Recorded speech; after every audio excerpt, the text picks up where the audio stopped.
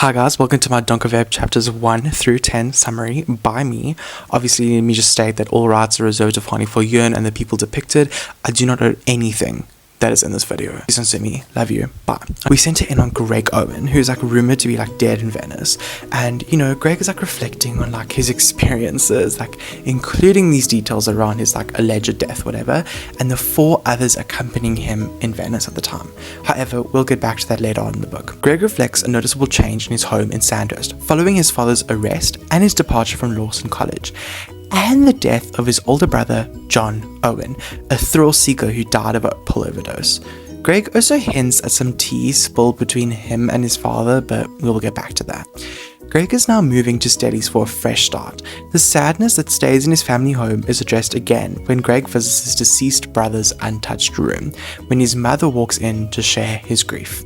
However, the next day, Greggy wakes up in John's room, ready to go to Stellies. He packs his things into his BMW 118i when an unexpected memory flashes into his mind. A painting by Conrad Burtis called The Temptation to Exist.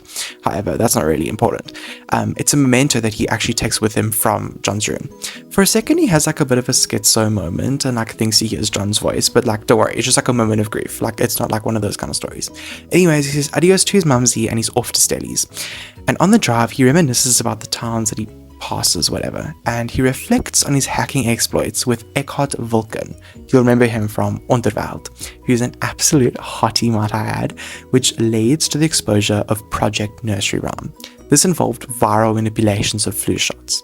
He remembers the court hearing of his father and remembers seeing a mysterious woman there as well. However, we get back to her.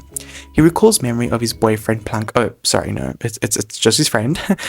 Maybe, who's attending Marty's, the same as Greg. He arrives in Beaufort West after a very, very long drive, and he opts to stop over for the night at a guest house in the town. The next day, Greg is rudely awoken by some talkative tiny at a B&B who interrogates him about his dad, and Greg just storms out of the B&B and he's just continuing his journey. Greg heads to his newly rented bachelor pad in Van Riebeck Street. Upon his arrival, he encounters Chloe, who's this, oh, haha, love my life, oh my gosh, one of those kind of girls. And she introduces herself by jokingly volunteering to be Greggy's Macy. Greg gets to his pad, and as he's settling in, he's visited by his friend Plunk.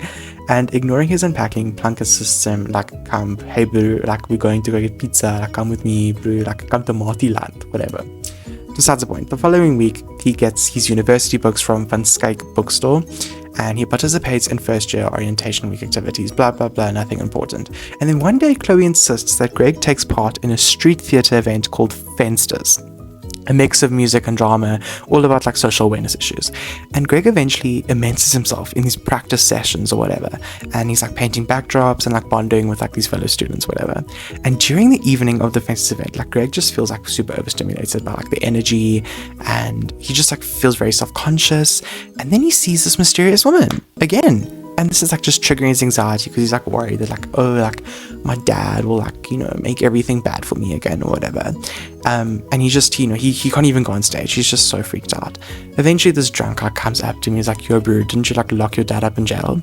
And this just makes Greg feel so anxious and alienated from everyone else. Greg is also a sports science student, let's make note of that, and Greg, he struggles to balance his academic commitments with his personal life, making him ultimately an academic victim. Meanwhile, Greg's friend Prunk is very much go with the flow kind of vibes, and he shares that he has a new love interest, Lisa. However, when Greg finally meets her at Kauai, Lisa's father, aka Dirk Schutt, recognizes him unexpectedly and's you better stay away from my girl, I know what you're up to, bro, don't even, you know what I mean? And this showing how his father's actions still cast this huge shadow over his life, affecting the relationships and the peace of mind that he has. And he still has this fear of being found out and being marginalized, whatever, blah blah blah blah blah. Greg now feels very, very guilty for I feel I've ruined your chances, Plank, with getting with Lisa, sorry. And they talk about their daddy issues on a date at Nielsen, which is the dining hall at Marty's. And Greg talks about not feeling that he can ever escape his father's actions, even though he's moved 1,000 kilometers away from home. And Greg thinks that they might be becoming clones of their fathers.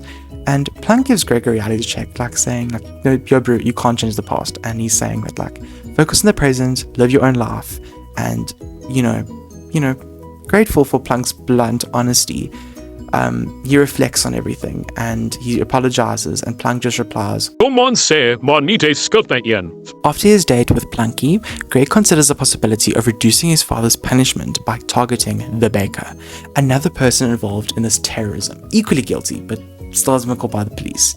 And, as he starts thinking about this, he ends his day in front of his laptop, determined to solve the mystery of the baker and bring him to justice. What we know is that the baker created this virus that spread through flu vaccines, suggesting a background in pharmacology, diseases, and virology. His search for the baker leads him to browse through news reports and photographs featuring his father. One photograph portrays his father with Dr. Rian Trollip.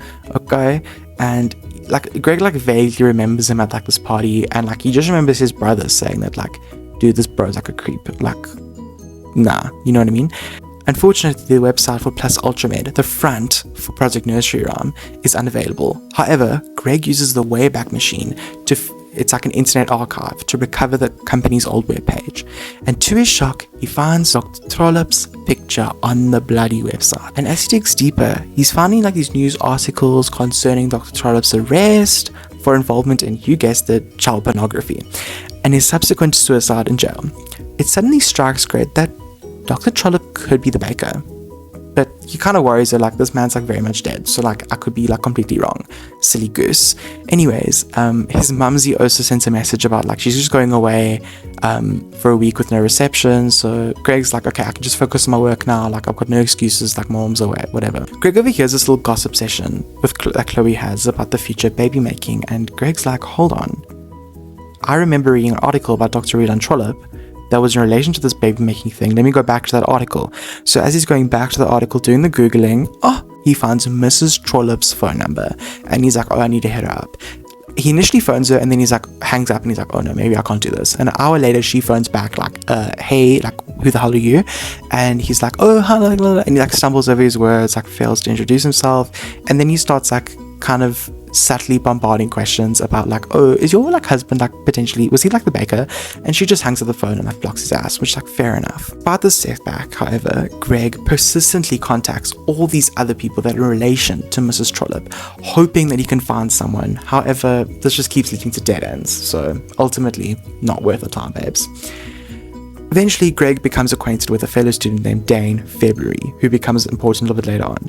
And he attempts to make Greg feel a little more comfortable, oh no, babe, it's I know what your daddy did, but that isn't you, okay, that isn't you. Greg meets with Dirk Schutt, and remember, this is Lisa's dad, and he kind of just apologizes for his behavior. He's a former policeman, and he also kind of says to Greg, hey, you need to stop that hacking nonsense. And Greg's oh, you know, it was a silly, goofy mood, I wasn't really trying to do anything bad. But Dirk's doesn't matter. I'm sorry for my behavior the other day. It wasn't cool. So sorry, whatever, right? And he also shares how, when he was a policeman, he had to retire because he was just too stressed. Also, Dirk kind of warms up to Greg, and he's let's go out for a proper date. Talk about flipping pedophile. Anyways, weirdo. Greg receives a voice message from Plunk, and he's oh, thanks, Brew, for talking to Lisa's dad. I think things are good now. I think we think we're chilling. So Greg's just okay, great. I feel he feels a lot better. He feels more at ease. And as Greg goes home, he's smelling this burning smell, something that's not so kosher. And he's just okay, whatever, it's fine. I will lose it. Anyways, he gets to his apartment complex, and he has a package for him at security, and he signs off and he goes to his apartment. Okay, that's weird. Why do I get this? But besides the point, we'll get to that. Greg just walks into his apartment. He's oh, it's so clean, thank goodness. And this is all thanks to Durkee.